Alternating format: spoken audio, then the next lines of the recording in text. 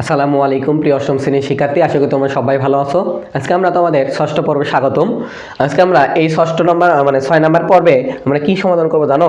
আমরা সমাধান করব তোমাদের অনুশীলনীতে। আমরা গত 5টা পর্বে তোমাদের অনুশীলনীর আগে যে উদাহরণ কাজগুলো ছিল সেগুলো কিন্তু আমরা ব্যাখ্যামূলকভাবে সমাধান করছি। আজ থেকে আমরা শুরু করলাম তোমাদের অনুশীলনী সমাধান। তো অনুশীলনীর প্রথম যে আমাদের এমসিকিউটা দেওয়া আছে সেই এমসিকিউ থেকে আমরা শুরু করব। তো আমাদের একদম বেসিক তোমাদের জুল ক্লিয়ার থেকে এমসিকিউ একদম প্রো হয়ে যাবে তোমরা, আমি সেইভাবে ব্যাখ্যামূলক সমাধান দিচ্ছি। এখন দেখো আমাদের বলছে নিচের কোন ফলাফলটি 9 দ্বারা বিভাজ্য সংখ্যা। এখন আসো ভাইয়া, আমরা পড়ছিলাম সংখ্যার খেলা, পড়ছিলাম সংখ্যার খেলা। সেই সংখ্যার খেলাতে একটা নিয়ম পড়ছিলাম যে কোনো একটা সংখ্যা নাও, তাহলে যে কোনো একটা সংখ্যা নিলাম আমরা 75। কত নিলাম বলতো? 75। এই সংখ্যাকে বিপরীত ক্রমে সাজালে, তাহলে এই সংখ্যাকে আমরা কি করবো বলতো? বিপরীত ক্রমে যদি সাজাই, তাহলে বিপরীত ক্রমে আমরা সাজালে কত হয় বলতো বাবা? আমাদের 57 হয়। এই বিপরীত ক্রমে সাজানোর পরে আমাদের কি করতে পারি বলতো? সেটা যদি আমরা বিয়োগ করি, তাহলে সেই বিয়োগফল সবসময় 9 দ্বারা বিভাজ্য হবে। তাহলে 9 দ্বারা বিভাজ্য হওয়ার সত্ত্বেও কি 9 দ্বারা ভাগ করলে আমাদের নিচে কি থাকবে না? ভাগশেষ থাকবে না। তাহলে দেখো আমাদের এই 75-এর মধ্যে থেকে যদি আমরা 57টা বাদ দিই, কত বাদ দিই বলতো? এই যে 57 বাদ দিলাম। তাহলে আমরা ধরো আমি বুঝে দিই, তাহলে আমরা যে কোনো একটা সংখ্যা নিলাম, কত বলতো বাবা? 75। তাহলে এক যদি আমরা বিপরীত ক্রমে সাজাই, তাহলে আমাদের কি কি পাই বলতো? এক বিপরীত ক্রমে সাজালে আমাদের কি পাই বলতো? 57 পাই না।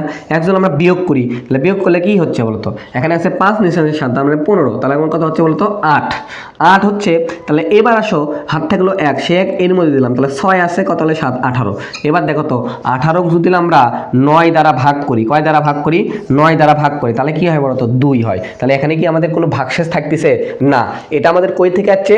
আমরা ওই তো সংখ্যার খেলায় 3টা খেলা শিখছিলাম, তার মধ্যে একটা ছিল কি আমাদের যে কোনো একটা সংখ্যা, যে কোনো 2 অঙ্কের সংখ্যাকে আমরা তার বিপরীত ক্রমে সাজানোর পরে যদি আমরা বিয়োগ করি, সেই বিয়োগফলকে 9 দ্বারা ভাগ করলে ভাগশেষ প্রতি ক্ষেত্রে 0 বাড়াবে। সেই নিয়ম থেকে আমাদের এখানে এমসিকিউটা দিছে। তাহলে এমসিকিউ দেখো আমি 75 কেন লিখছিলাম? এই জন্য। তাহলে এমসিকিউ আমাদের কি হবে বলতো? 1-এর ঘ নাম্বারটা সঠিক। কয় নাম্বারটা? ঘ নাম্বারটা। সেই ঘ নাম্বারটা কি কারণে সঠিক হলো? এই যে এই নিয়মে সঠিক হচ্ছে যে কোনো 2 অঙ্কের সংখ্যা মানে ধরলাম আমরা 75, তাকে যদি আমরা বিপরীত ক্রমে সাজাই, তাহলে এটা চলে আসবে আগে, চলে যাবে পরে। সাজানোর পরে যদি বিয়োগ করি, বিয়োগফল কত পারে? 18। সেই 18 যদি আমরা 9 দ্বারা ভাগ করি, 9 দ্বারা ভাগ করলে কি বাড়ছে? 2 বানা কি? এখানে কোনো ভাগশেষ নাই আমাদের। এটা আমাদের নিঃশ্বাসে মানে ফলাফলটি বিভাজ্য হবে, মানে ভাগশেষ থাকবে না। তাহলে 2 যেহেতু বাড়ছে সেহেতু কোনো ভাগশেষ থাকবে না, তাই আমাদের উত্তর এটা সঠিক। এই জন্য ভাইয়া সবগুলো আমাদের উদাহরণ কাজ বেসিকগুলো আমাদের সামনে থেকে পড়লে তুমি সবগুলো ইজিলি সমাধান করতে পারবা। বুঝতে পারছো? এটা আমাদের ক্লিয়ার। তাহলে আমাদের কি হলো বলতো? 1 নম্বরের সমাধান এমসিকিউ এর 1-এর কত? এখানে আমি লিখে দিলাম 1-এর কত হবে বলতো? ঘ নাম্বার উত্তর হবে। এবার আসো আমরা 2 নাম্বারটা সমাধান করি। তাহলে 2 নাম্বার কই আছে? এই যে দেখো 2 নাম্বারটা আমাদের একটু সময় নিচ্ছে স্লাইডের কারণে। এবার দেখো 2 নাম্বারটা আমাদের কি বলছে? ক সংখ্যক। কি সংখ্যক বলতো বাবা? ক সংখ্যক।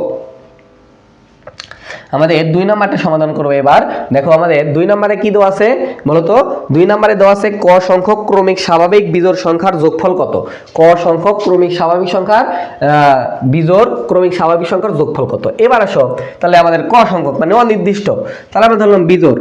একটা লিখলাম 3, একটা লিখলাম 1 লিখলাম, তারপর 3 লিখলাম, তারপর লিখলাম কত বলতো? 5। তাহলে এই 3টা লিখলাম, এই 3টা কি বিজোড় সংখ্যা না? ক্রমিক সংখ্যা। তাহলে 1 যোগ করি, যোগ করলে কত হচ্ছে বলতো? 9 হচ্ছে। এই 9কে আমরা লিখতে পারি না? 3-এর উপর স্কোয়ার আকারে লিখতে পারি। গেল। এবার আমরা 4টা নিলাম,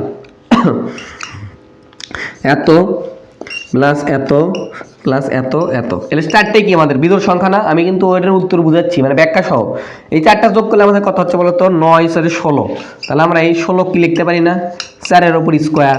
তাহলে আমরা বলতে পারি যে আমাদের ক সংখ্যক মানে ক স্কোয়ার। তাহলে আমাদের যে কোনো আমাদের বিজোড় ক্রমিক বললেই, বিজোড় সংখ্যার যোগফল বের করতে বলে তার উপর খালি যে কটা বলবে তার উপর আমরা কি করে দেবো বলতো? স্কোয়ার করে দেবো। বুঝতে পারছো? দেখো আমরা এখানে 3টা লিখলাম না, তাহলে 3-এর উপর এখানে 3টা এমনিতেই যোগ করে কত বার আছে? 9। আর 3-এর উপর স্কোয়ার করলে 9 হয়। এখানে আমরা 4টা বিজোড় সংখ্যা নিইনি, 4টা বিজোড় সংখ্যা যদি আমরা স্কোয়ার করে দিই, তাহলে আমাদের কত বার হয়? 4-এর উপর স্কোয়ার করলে হয় 16, আর সবগুলো যোগ করলে 16 হয়। তার মানে আমরা ক সংখ্যক মানে অনির্দিষ্ট অজানা, তাই আমরা ক স্কোয়ার। তাহলে এটা আমরা মুখস্থ রাখবো, আমাদের কিন্তু এমসিকিউ আসবে যে ক সংখ্যক ক্রমিক স্বাভাবিক বিজোড় সংখ্যার যোগফল কত বলতো? ক স্কোয়ার। তাহলে যেই কয়টাই বলবে, ধরো তোমাকে বলছে প্রথম 17টা, কি বলেছে? ধরো প্রথম 11টা, তাহলে বলছে প্রথম 11টা আমাদের বিজোড় সংখ্যার যোগফল কত?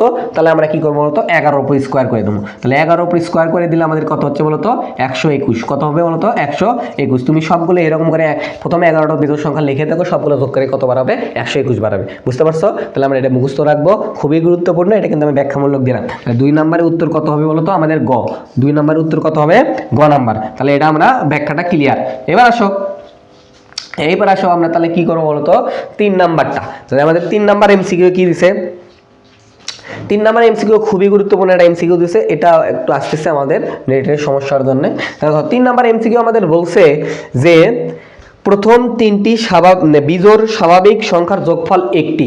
কি বলছে বলতো, প্রথম 3টি বিজোড় স্বাভাবিক সংখ্যার যোগফল একটি কি হয়। এবার দেখো প্রথম 3টি বিজোড় স্বাভাবিক সংখ্যার যোগফল একটি কি। এবার আসো প্রথম 3টি বিজোড় স্বাভাবিক সংখ্যার যোগফল। তাহলে এবার দেখো কিছুক্ষণ আগে তো ব্যাখ্যা দিলাম, তারপরে হচ্ছে যে আমাদের কত হচ্ছে 3, তারপরে কত হচ্ছে 5, তাহলে সবগুলো যোগ করলে কত হয় 9। 9 আমরা যদি স্কোয়ার করি তাহলে কি হয় বলো 3 এর স্কোয়ার। এই 3 এর স্কোয়ার হয় মানে কি 9 হচ্ছে পূর্ণবর্গ। কি বলতো বাবা পূর্ণবর্গ। এখন পূর্ণবর্গ কি জিনিস ভাইয়া বলতো, পূর্ণবর্গ হচ্ছে যে আমাদের পূর্ণ সংখ্যার বর্গ। এখন বর্গ কাকে বলা হয়, একই সংখ্যার গুণফলকে। একই সংখ্যার গুণফল আমরা তো লিখি 3 গুণন 3, 3 গুণন 3 করলে কি হয় বলতো 9 হয় না। তাহলে একই সংখ্যার গুণফল না, তাহলে পূর্ণ সংখ্যার গুণ করলে আমরা পূর্ণবর্গ বলে থাকি। তাহলে আমরা কি বলছে ভালো করে বুঝবো, প্রথম 3টি বিজোড় স্বাভাবিক সংখ্যা, তাহলে এটা একটা এটা একটা এটা একটা, তাহলে এটা প্রথম 3টা না, 3টা বিজোড় সংখ্যা যোগ করলে কত হয় 9। 9 আমরা লিখতে পারি 3 গুণন 3, 3 গুণন 3 আকারে লেখা মানে আমাদের পূর্ণবর্গ। তাহলে আমরা 1 নাম্বার অপশনটা ঠিক আছে যে পূর্ণবর্গ, কেন একই সংখ্যার গুণফল আকারে প্রকাশ করা গেছে। এবার সব বিজোড় সংখ্যা, তাহলে দেখো তো এই যে আমাদের গুণফল 9, এই 9 কি আমাদের বিজোড় সংখ্যা না, তাহলে এটাও আমাদের ঠিক আছে। এবার হচ্ছে মৌলিক সংখ্যা। এবার বলো তো 9 কি আমাদের মৌলিক সংখ্যা না। আমরা জানি কি মৌলিক সংখ্যা কাকে বলে, যে সংখ্যাকে শুধুমাত্র 1 এবং ওই সংখ্যা দ্বারা ভাগ করা যায় তাকে আমাদের মৌলিক সংখ্যা বলা হয়। তো এবার দেখো 9 তো আমরা 3 দ্বারা ভাগ করতে পারি, 9 3 দ্বারা ভাগ করতে পারি না, তাহলে কি হলো, তাহলে আমাদের এটা ভুল। তাহলে আমাদের উত্তর কারেক্ট কোনটা, 1 আর 2। রোমান সংখ্যার 1 আর 2 কোথায় আছে, ক নাম্বার। তাহলে 3 নম্বরে অপশন কোনটা বলো তো, 3 নম্বরে অপশন হলো ক। আমাদের উত্তরটা কি হবে 1 ও 2 নাম্বার। দেখো আমি তোমাদেরকে আবারও বলতেছি, আমি তোমাদেরকে চেষ্টা করতেছি ব্যাখ্যামূলক সমাধান দিতে, যাতে তুমি নিজে নিজে জিনিসগুলো সমাধান করতে পারো, বুঝতে পারছো। তাহলে আমি কিন্তু 3টা এমসিকিউ কিন্তু তোমাকে ব্যাখ্যামূলকভাবে সবগুলো সমাধান করে দিলাম। প্রথমটার হবে ঘ, কি কারণে ঘ হলো সেটাও বলছি। দ্বিতীয়টা হবে গ, কি কারণে হয় সেটাও বলছি। তৃতীয়টা হবে ক, সেটা কারণটা এখানেই আছে যে 3টা আমাদের স্বাভাবিক বিজোড় সংখ্যা লিখতে বলছে, লিখে যোগ করতে বলছে। সেই যোগটা কি হবে, পূর্ণবর্গ হচ্ছে, আবার আমাদের কি হচ্ছে বিজোড় সংখ্যা হচ্ছে, কিন্তু মৌলিক সংখ্যা হয়নি। কেন হয়নি বলে দিলাম। ক্লিয়ার? আচ্ছা ক্লিয়ার। এবার আসো এরপরে আমরা কি করতে পারি, দেখো এরপরে আমাদের এই পর্বে আমরা একটা সংক্ষিপ্ত তোমাদের অনুশীলনীর 4 নাম্বারটা আমাদের এটা এমসিকিউ দেয়নি, আমাদের সংক্ষিপ্ত প্রশ্ন আকারে দিছে। তো দেখো এটাও আমরা এই পর্বে সমাধান করব, খুবই গুরুত্বপূর্ণ, এটা আমাদের শর্ট কোশ্চেনে আসতে পারে। তো আমাদের 4 নাম্বারে বলছে 2টা ম্যাথ দিছে। কয়টা ম্যাথ দিছে বলতো, 2টা ম্যাথ দিছে। সেই 2টা ম্যাথে ক নাম্বারে বলছে তালিকার পাশাপাশি 2টি পদের পার্থক্য বের করো। কি বলতে বলছে, পার্থক্য বের করতে বলছে এবং পরবর্তী 2টি সংখ্যা নির্ণয় করতে বলছে। মানে আমাদের এই পাশাপাশি যে পদগুলো দেওয়া আছে সেগুলো পার্থক্য। তাহলে ক নাম্বারটা আমরা তুলি আগে। ক নাম্বার কি দেওয়া আছে বলতো, ক নাম্বারে দেওয়া আছে আমাদের, দেওয়া আছে লিখি আগে, দেওয়া আছে আমাদের কত 7, এরপরে কত দেওয়া আছে বলতো 12। আচ্ছা আমরা একটু এই দিক থেকে লিখি, জায়গা হবে না। 7, 12, 17, 22, আর একটা কত দেওয়া আছে বলতো 27। এবার দেখো তো বাবা এই 7-এর পরে আছে 12, তাহলে 5 বৃদ্ধি পাইনি। এখানে কত আছে বলতো 5 বৃদ্ধি পাইনি। এখানে কত আছে বলতো 5 বৃদ্ধি পাইনি। তাহলে এই 2টার মধ্যে আমাদের কত আছে বৃদ্ধি বলতো, এই 2টার মধ্যে আমাদের কত আছে বলতো 5 বৃদ্ধি পাচ্ছে না। তাহলে সব ক্ষেত্রে আমাদের কি বৃদ্ধি পাচ্ছে বলতো 5 5 করে বৃদ্ধি পাচ্ছে না। তাহলে আমরা বলতেই পারি, কিন্তু এটা আমি লিখলাম না, এটা তো বোঝা যাচ্ছে। তাহলে আমরা সবগুলো ক্ষেত্রে কি বৃদ্ধি পাচ্ছে, 5 বৃদ্ধি পাচ্ছে। তাহলে আমরা প্রথম কাজ কি বলতো, তালিকার পাশাপাশি 2টি পদের পার্থক্য। অতএব আমরা এখানে লিখতে পারি তালিকার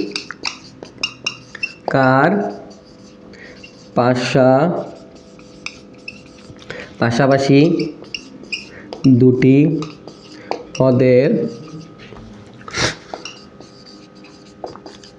পার্থক্য কত, আমরা যে কোনোটা নিলাম, যে আমরা 12 - 7 = 5। এটা আমাদের উত্তর শেষ।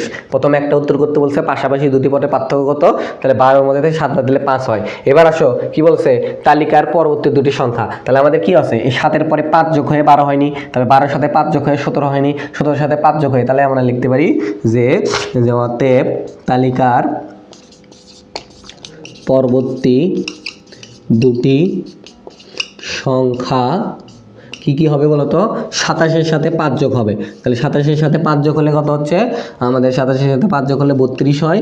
এরপরে আমাদের কি হবে বলতো 32-এর সাথে 5 যোগ হলে কত হয় বলো তো 37 হয়। তাহলে আমাদের প্রতীকের একটা কি 32 আর একটা কি বলো তো 37, এটা আমাদের উত্তর শেষ। তাহলে আমাদের কি বলছিল বলো তো তালিকার দুটি আমাদের, আমি তোমাকে একদম ফর্মালিটিস মানে লিখে দিতে পারতেছি না কারণ জায়গার একটু সমস্যা, তাই আমি তোমাদেরকে ব্যাখ্যামূলক সমস্যাগুলো তুমি কিন্তু নিজে নিজে লিখে নিবা, শেষে উত্তরটা লিখে নিবা, ঠিক আছে? তো দেখো আমাদের বলছে কি দেওয়া আছে 7, 12, 17, 22, 27 চারটা পদ দিছে, এটা একটা প্যাটার্ন।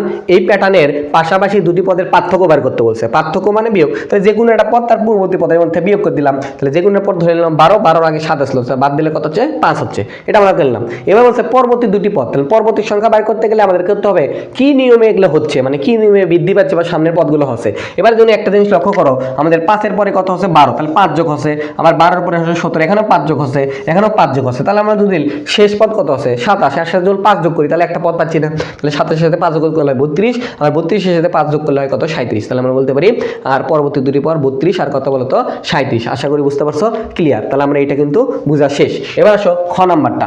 তাহলে আমাদের খ নাম্বারটা কি দিছে, সেম নিয়মেরই আমাদের সমাধান করব। তাহলে দেখো আমাদের খ নাম্বারে কি দিছে,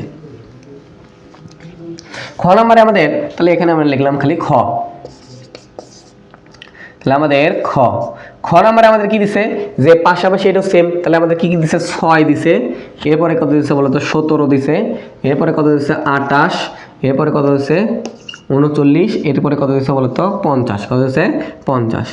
এবার ভাইয়া দেখো তো 6-এর পরে 17, তার মানে 11 বৃদ্ধি পায়নি। তাহলে এরপরে কত হচ্ছে 11 বৃদ্ধি পায়নি, এখানেও কত বৃদ্ধি পাচ্ছে 11, তাহলে এখানেও কত বৃদ্ধি পাচ্ছে বলতো 11 বৃদ্ধি পায়নি। সবগুলো আমাদের কি হচ্ছে বলতো আমাদের 11 11 করে বৃদ্ধি পাচ্ছে, জায়গাটা এদিকে না আমি নিচে লিখে দিচ্ছি একটু এটা। তাহলে আমাদের সবগুলো কি হচ্ছে বলতো 11 11 করে বৃদ্ধি পাচ্ছে। তাহলে এবার আমরা লিখতে পারি অতএব পার্থক্যটা বের করি, তালিকার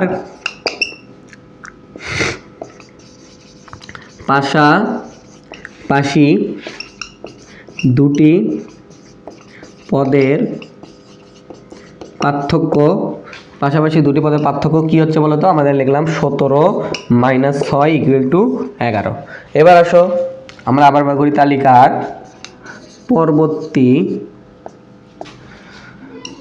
দুটি পদ কি হবে বলতো আমাদের যে কোনো একটা পদ দিলাম 50-এর সর্বশেষ পদ আসলো 50-এর সাথে 11 যোগ করলে কত হয় বলতো আমাদের 61। এবার আসো এরপরে আমরা কি করতে পারি 61-এর সাথে 11 যোগ করলে কত হয় বলতো 72। তাহলে আমরা পরবর্তী দুইটা পদ কি পেলাম বলতো একটা 61, 172। বুঝতে পারছো, ক্লিয়ার? তাহলে আমরা খুব সহজেই কিন্তু পারতেছি। এটা কেন পারতেছি, আমরা যেহেতু পূর্বের ম্যাথগুলো সহজেই আমরা ব্যাখ্যামূলক সমাধানগুলো করে যাচ্ছি, এখানে খুব সহজে পারতেছি। আমি আবার বলি আমাদের এখানে দুইটা ম্যাথ দিছিল, এটা খুবই গুরুত্বপূর্ণ। সংক্ষিপ্ত জন্য আমাদের পাশাপাশি পদের পার্থক্য বার করতে বলছে, তাহলে আমরা 17-এর মধ্যে থেকে 6 বাদ দিলে হয় 11। এরপর পরবর্তী পদ বার করতে বলছে, পরবর্তী পদ কি নিয়মে হচ্ছে সেটা আমরা বের করি আগে। তাহলে সবগুলোর সাথে 11 যোগ করে সামনের দিকে আগাচ্ছে, তারপর শেষ পদ কত ছিল 50, 50-এর সাথে 11 যোগ করলে হয় 61, 61-এর সাথে 11 যোগ করলে হয় 72। আশা করি বুঝতে পারছো। এই পর্বে আমরা কিন্তু খুবই কনসেপ্ট ক্লিয়ার করে 5টা ম্যাথ সমাধান করলাম, সেটা হচ্ছে 3টে এমসিকিউ আর 2টো শর্ট কোশ্চেন। আশা করি বুঝতে পারছো। এই পর্বে আমরা এইটুকুই শিখলাম, এরপরে পর্ব অনুশীলনী যে বাকি ম্যাথগুলো আছে সেগুলো সমাধান করবো ইনশাআল্লাহ। আসসালামু আলাইকুম।